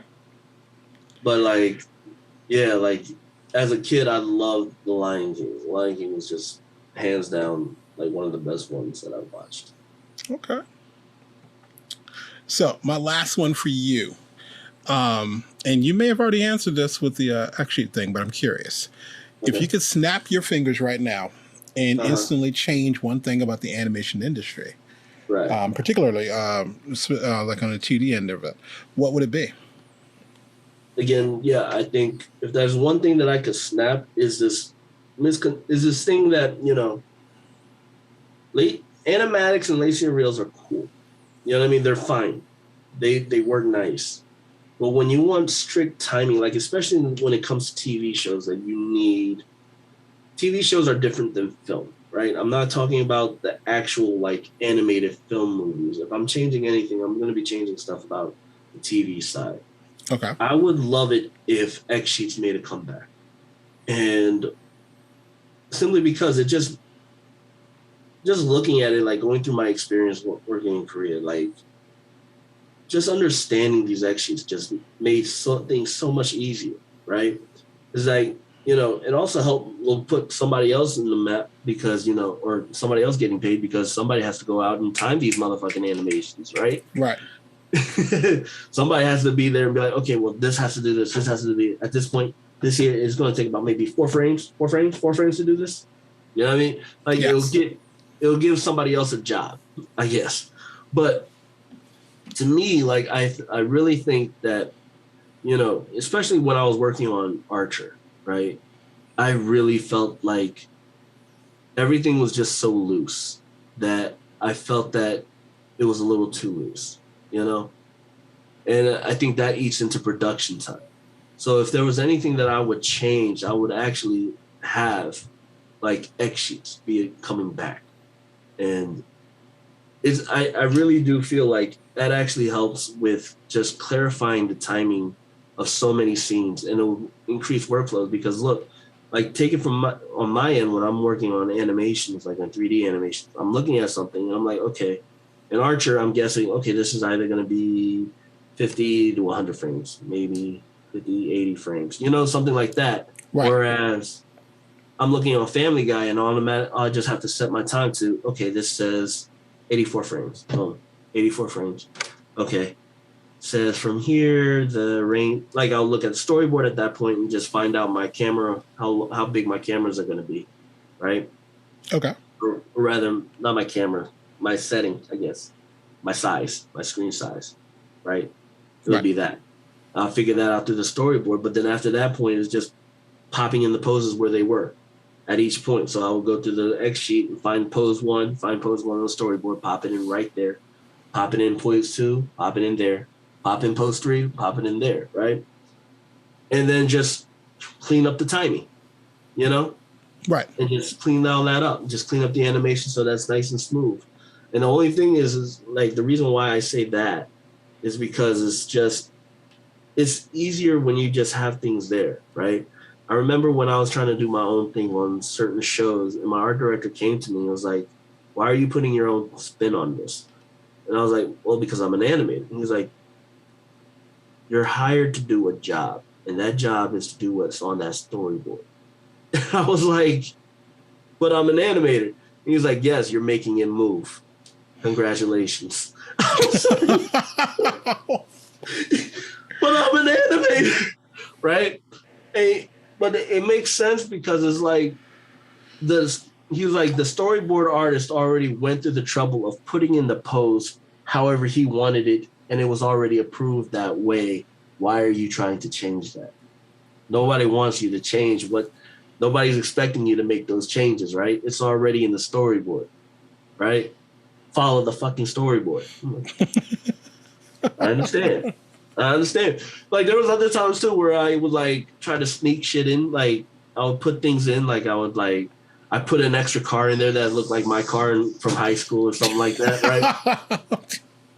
And I swear to God, the note came back. It was like, take that car out, leave it at storyboard, please. I was like, yo, they actually making me do a retake on a car that's not even like noticeable on screen. Like nobody's gonna pay attention to it. It's only for like 2 milliseconds. It's on screen. It's just right there. It's parked. It's not even moving. Like take that out. I was like, damn, y'all got no love. So yeah, like it's really hard to like sneak in your own stuff as an animator, like especially when you're working on Family Guy, because like they'll watch out for that kind of stuff. If it's not on board, they'll send it back and they'll be like, "This is not on board. Get it on board." So that's generally the note. Most times when Seth makes fun, you will know Seth is in the office when a lot of notes just start coming back. Like when you just start seeing just whole scene write-ups and just everything just starts changing, right? That's a Seth change. It's not just like a normal change. Like a normal change is just like, okay, well, the tires are still looking like they're spinning. Can you make them slow down? Like, you know what I mean? Like that kind of thing, right? That's like a normal change. Like, okay, the car's supposed to look like it's stopping. Can we get the tires to look like they're slowing down? Like that kind of thing, right? Well, let's have this then. Seth comes in and he's like, okay, well, we're going to take this car and we're going to take it and we're going to change this position from here to over there. And you're not going to have it reversed anymore. He's going to go ahead and drive in forward. Okay. And then do a donut into the parking space. And you're just like, fuck you, Seth. It's like, I don't even know it's Seth, but I know it's Seth. You know what I mean? Like, I know it's this motherfucker. I'm all the way in Korea and I'm like, you making me do a donut? Just to park a fucking car? Are you serious? I'm not telling you what episode that is, but it happened. And then awesome. I'm not gonna even tell you what show it is because it's there. It's actually in one of my reels because it was a fucking awesome shot. But yeah, that kind of stuff. Like, okay, it's just like I would rather have that kind of like strict timing that X sheets have because, like, again, even when it comes to revisions and stuff like that, like it makes everything so much more easier to work through. And it just makes production just flow easier, right? Rather than watching an animatic and then just guessing the frame ranges from, okay, this is that shot change here, and then it changes there. Okay. You know what I mean? Like, it just makes things easier. Right. If it's already timed out for you and you just have to just set it down. Like, I get it with film when things are a lot more fluid and acting is more prominent. But in television, I think the difference is just the storytelling is more important than the acting. It's like, because that's already told, you have a limited budget. You don't have all the money in the world to make all these wonderful actions. You just have to make sure you get from point 1, point 2, point 3 as clear as possible. And I think that's why a lot of the TV animations, they're a lot more static and they follow the pose-to-pose model versus animation or film where you're seeing a lot more people interpreting animatics a lot more freer. And they'll go and they'll because like I remember like watching this one it was a Scooby-Doo one. It was a Scooby-Doo. It was whatever. It was like a cave monster kind of thing. It was a rock monster. Right. And I started acting like a rock monster. My art director's looking at me like, what the fuck are you doing? And I'm like, well, I'm acting out how this monster would act and all this, that, and third, right? Because like I was trying to get into character and blah, blah, blah. And he's like, storyboard, pose, follow. I'm like, you're killing my dream right now. I'm like, I'm an animated. And he's like, so I think that's another misconception that a lot of people have, especially when it comes to television and film. They're different beasts altogether. And that was one thing that also caught me off guard is like when I went to DreamWorks, or not DreamWorks, I went to a SCAD thing in California when I came back to the US.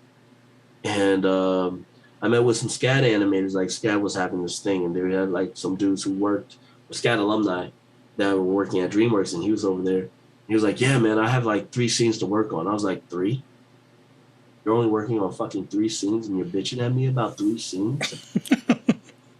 Right? I'm like, you talking about how 3 scenes are hard? Motherfucker, try doing 160 in a fucking week. You know what I mean? Like,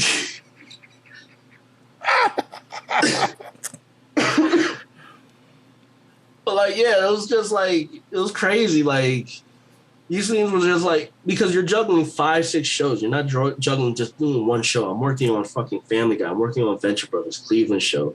I'm working on Gravity Falls. I'm working on these all at once. And then there's one straight to DVD film all at the same time. Like, they're all there, working together all at once. You can't just knock them all out. And they're always rotating in or out or in or out. Whatever other show's coming in. Spider-Man, Batman, Hulk, whatever. What is that? Shaolin Chronicles? Shaolin Chronicles? That show? I think, yeah. Like, some shows just come out the blue and you're just like, okay. And you just sort of got to work on it. But, like, a lot of the shows that I worked on, like, I think I had, like, I told my wife all the time, like, I'd be bitching when I get home. Like, I'm fucking quitting. Like, God damn it, I can't do it anymore. But then I go in the next day and just keep going. So my wife was telling me, like, if she knew me now, like, if she knew me then, like, she know me now, she would just tell me to suck it up and just go to work. Because, like, I loved it. Like, there was a part of me that really loved all of it. You know, the stress, the exhaustion, all of that. And living in Korea, towards the end of my stay in Korea, was very hard for me. It wasn't easy at all because I would say it was very stressful. It was a stressful time just because there was just so many things that were happening. So yeah, that's crazy shit. Cool. That's another story for another day, I guess. Dude, this has been real, and you got me curious on the whole X sheet thing now because I'm going like I avoid them like the plague because I can read one and I haven't done it in a while, but yeah, I've been I am almost strictly timeline, and even when I'm training, I'm going to go, yeah, here it is. Okay, moving on. So yeah, Toon Boom setting, the X sheets in Toon Boom is different than X sheets in on a piece of paper. Okay. Like for instance, like I can't mess with X sheets on Toonboom. Like Okay. I just can't. But like, if I was to show you an X sheet from like say Venture Brothers or say from Family Guy, right? Right. And then put it together side by side by a storyboard that it's referencing, right? For that episode, right? You would be able to animate that with ease. Okay. Right? But the only problem being is maybe you draw something off pose or something like that, but that's what your supervising animator would be there to back you up with. Right. Right? I'd say arguably it's easy enough, as my art director would used to say, is that a monkey could do it. A monkey could come in, we can train a monkey to do your job. It's that easy. And seriously, no, it makes it just that much clearer, right? Because you don't have to there's no guesswork, right? You know exactly what that pose is, where it's supposed to be, and when it's supposed to be. You know exactly where this guy's supposed to be, you know what I mean? Like, you know everything about the shot right there, right? Okay. So let me ask you this. Are we saying that there is like a different field that's missing on the Toonboom one? Is it like a notes section, or is it just totally different design? Well, for me, when I go there, it just feels uncomfortable. Like, because like I tried to mess with it a couple of times and just try to put like pose A, pose B, pose C, and try to get that timing right there, and it just didn't feel right. Okay. Because like I'm thinking, because I'm the one who's doing the guesswork, right? Because I'm sitting there, I'm still like, I'm figuring out the animation, whereas in Family Guy, I'm not figuring out an X sheet. You know what I mean? Somebody already did that and just sent it over to me. Right? Okay. And the other thing was like, the other benefit for me when I was working in Korea was that I didn't have to wait for the translated version either. And that's what my art director loved, is the fact that I could just get the X sheet directly from the file and just work from there. I didn't need to wait for any kind of like Korean translations or anything like that. And I even ended up being the translator in some cases, because then he would call me into the office and be like, what are they saying? And I'd be like, oh, they're just asking you to do this faster, such and such faster. You know what I mean? Like, it'd be easier. It was a little bit easier for him in the sense that, you know, somebody who spoke English was in that office that could help translate whatever questions that they had. Right. He didn't have to go to a marketing person and find out what the translation was there and wait however many minutes. It's just kind of like more expedient and more fluid. But for me, like, yeah, X sheets they were miracle workers for me, because if I didn't have those X sheets, I wouldn't be able to do those scenes, as many as I was able to do in a week. Like, it just, like, especially when I was working on Archer, like, it's too loose, you know? It's too loose, and it was too open to interpretation, I guess you could say. But like, it tickled, like, again, like, it tickled the animation side, the animator side of me, where it was like, okay, well, I can interpret this however I want, in that sense, where I'm still following the storyboard, but still, like, you know, putting my spin on it. Right. You know? I guess that's what that was. I don't know. But like, for me, like, especially when I understood, like, when you're working on a show that's being sent over to a country that's not your native language, you need everything to be as crystal clear as you can. Right. And that's why X sheets are important, right? It clarifies everything. And that's my whole thing. It's just like, if I could snap and say, okay, well, this industry needs to change again somehow, I would bring back the X sheets. Simply because that just makes everything just so much easier to understand. It just makes everything clear. And yeah, you sacrifice your own independence in the sense where you're now stuck to following pose to pose to pose to pose. And you have to really focus on what this pose is in storyboarding. And it forces your storyboards to get tighter. But I think that actually helps your storyboard artists, because you have to draw a tight storyboard. You can't just do willy-nilly however you want. Right. Right? You can't draw a loose picture and draw a triangle and say, hey, that's Archer.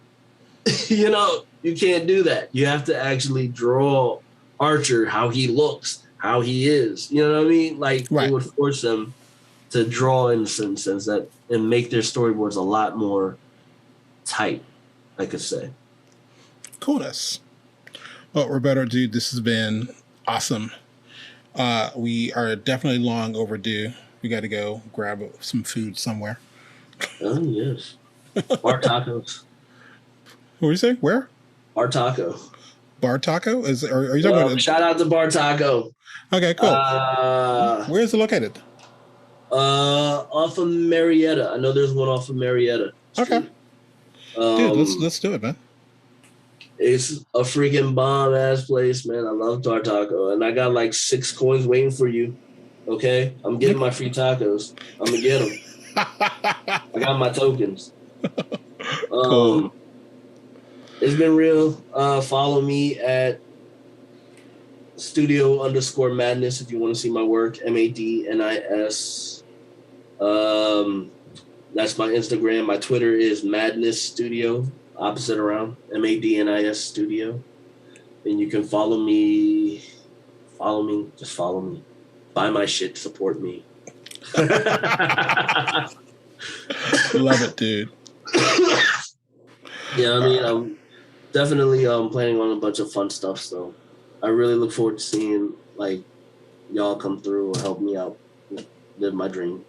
Thank you, Tony, so much, man. Dude, thank you. I've been waiting on you for a hot minute too. I've been asking for it.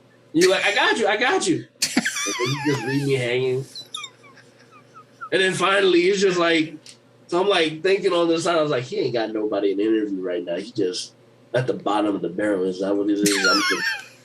I'm at the bottom. I'm like, I was Matt Damon for so long. You know what I mean? I was Matt Damon for so long. I was just sitting there, okay. I'm about to come on. I'm sitting in the yellow room, about ready to go. I'm still thinking this is a dream. Like, is this real? Is this reality? Dude, man. Like I said, it's duly noted, duly charged. What is it? I used to say it back when I was like, blame it on my head, not my heart. my head's got a lot of stuff going on. Like, oh damn, I was my bad, dude, my bad. Got it, man. It's all right. We made it. We're here. That's the important part. That's the important part. We are here. We're in this moment. We're together. Loving it, man. This has been Tony Ross. You quit cutting me off, dude. Or you're not gonna I'm not gonna invite you back, man. Shut up. This has been Tony Ross for the 2D Animation Virtual Summit with Mr. Roberto Rodriguez. Get up here, dude. What you doing?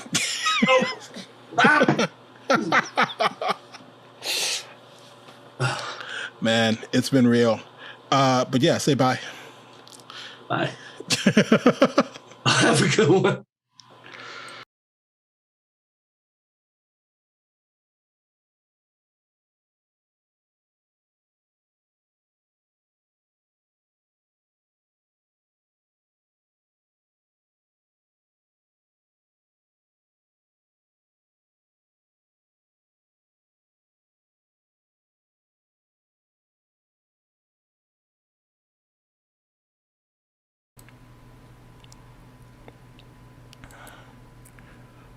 Alrighty, so we've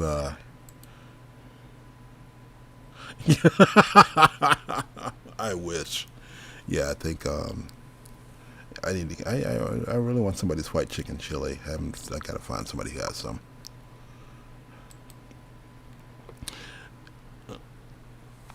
Yeah, Skipper Wing. Yeah, it was good. Like I said, Roberto and I we've we've been footsies over doing that interview for years, probably since the first year. So yeah. Sometimes I think you need a podcast. Yes. I think about it every year. I probably should go ahead and do that, which will help feed the summit better. Yeah, I think that's a definite thing I want to go ahead and push. So here's the deal with the updated schedule. We're going to take lunch at 1 p.m. And not 1:15, 1 p.m. We're going to be back and playing Laren DeJarnett. I'm going to be playing his interview, and that's probably going to be the last thing we'll do today.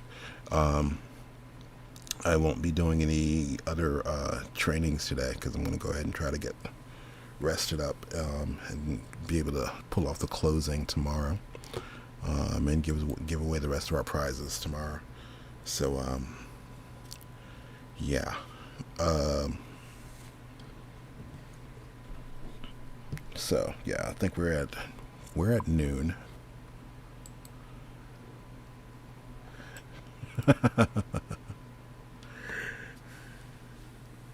Yeah, it's an interesting thing, Ashley. It's an interesting thing where you're talking about the X sheets and everything, because I am curious about that. I gotta bug Roberto a little more and see what the differences are between, let's say, X sheets and Toon Boom versus X sheets, the normal printed ones. So